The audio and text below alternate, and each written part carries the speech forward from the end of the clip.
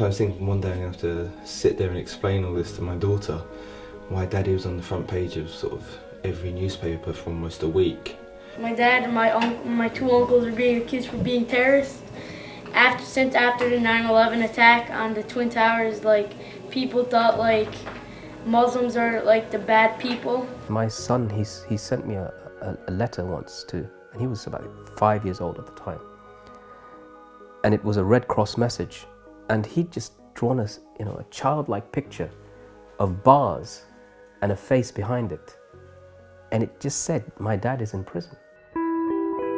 My son, in his secondary school last May, he was in a French lesson where the teacher put up a board about deforestation, so there was trees being cut down. So I put my hand up and said, eco-warriors, also referred to as eco-terrorists. I was interrogated. I was asked, are you affiliated to ISIS? When I heard that my brother was asked if he was affiliated to ISIS, and I was thinking to myself, what's he going to be taking away?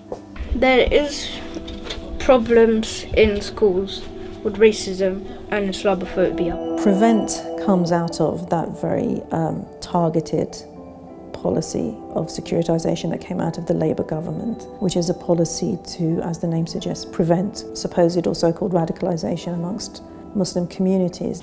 The overwhelming focus of Prevent, even though the government denies it, tends to be Muslims. You will see something similar in the States. President Obama has been laser focused on making sure we use all the elements of our national power to protect Americans, including developing the first ever government-wide strategy to prevent violent extremism in the United States. Los Angeles and Boston, the two cities, along with Minneapolis, are where the Countering Violent Extremism program is being piloted. In the UK, this is very much how the Prevent program began as well. Our understanding is that agencies initially received funds for community building projects, and over time they began to learn that this was a surveillance program, that actually they were expected to provide information on those that they were serving. DHS offers hundreds of millions of dollars in grant money to local law enforcement to bolster homeland security. The Department of Justice has released $217,000 to the Executive Office of Health and Human Services for implementation, quote unquote, of strategies to enhance resilience to violent extremism. The Arizona Counterterrorism Information Center, I think it's largely a success story because of the sharing of information. Police officers, firefighters, public health officials, the military, the Secret Service, the FBI, and other agencies all working together to manage, process, and share information that is acquired. I felt really, really worried because I didn't know what was going to be done with that data, whether it goes to the police, who has access to it, will it affect his university application, will it affect his college application, is he going to be watched by police now, are we going to be watched, so there's all those questions, but then there's no one to answer them. In 2006, the FBI published a document called Radicalization from Conversion to Jihad that laid out a simplistic four-step pathway to becoming a terrorist. The idea is that terrorists need to accomplish usually 8 things or steps in order to pull off a mission. This video will introduce the 7 signs of terrorism. The 7 signs of terrorism. 7 signs of terrorism. There are 8 signs of terrorism we should watch out for. Surveillance, elicitation, tests of security, funding, acquiring supplies, impersonation, rehearsal, and deployment. The counterterrorism studies, they will admit that there is no linear pathway, but then they will say, but there is a non-linear path. Non-linear path is rocks in the woods. I wanted to become a Muslim and live my life as a Muslim. One of my mum's friends had got drunk and called the anti-terror hotline and made an anonymous call accusing me of being a terrorist. She's like, my friend's son has become Muslim, he's 22, why would anyone do that? Why is he throwing his life away? He's been brainwashed by Al-Qaeda. The President of France declared a state of emergency that's continuing for months. What does that allow them to do? First, the background of this law is in 1955, during the Algerian War, they declared a state of emergency, but it was against dangerous activities. Now they raid people and put them under house arrest under the suspicion of suspicious behavior. I'm served with a control order. You're not given any evidence, you're not told what you're accused of. I had one sentence to go on. Bullivant is believed to be a threat to our interests abroad. Au mois de novembre, et après les tragiques attentats, c'est là qu'on me convoque en fait pour être assigné.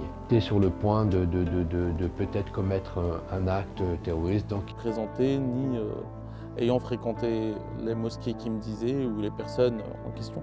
Pour reprendre mon vie aussi. Non, ça a duré en totalité 110 jours. Même il ne le dit pas direct, mais il est détruit. Il est détruit, il devait travailler, il avait l'intention de se marier, il avait l'intention de construire une famille. We have to recognize that our best partners in all these efforts, the best people to help protect individuals from falling victim to extremist ideologies, are their own communities, their own family members. They seem pretty interested in the religion, so my father invited them to the house. This is what the undercovers were doing. When they embraced Islam, they faked their conversions to Islam. They become hypocrites within 3 weeks, or a few weeks of the deployment, portraying himself as a Muslim to the whole community. There's this guy, I believe we're like friends with him, really good friends. We didn't know his... He was an FBI. We didn't know how he really was.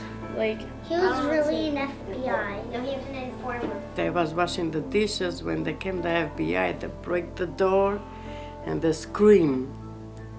And when they came inside, I thought probably was somebody wants to kill us. First thing that came through my mind was that this is it, I'm going to get killed or I'm going to get raped. When I heard them barging up the stairs, making so much noise, screaming, shouting, even laughing, and their huge boots thumping all the way up the stairs. You know, I'm asking God something to change. When I'm thinking my son's just sleeping in the, how we call it, in cement, with, how we call it, like a bathroom. The bed, the bathroom, the sink, and staying for all their lives, especially Juriton, is stay for 6 years in solitary. I was sure I was going to die in prison. I just couldn't see any way that I was ever going to come out. And I almost did.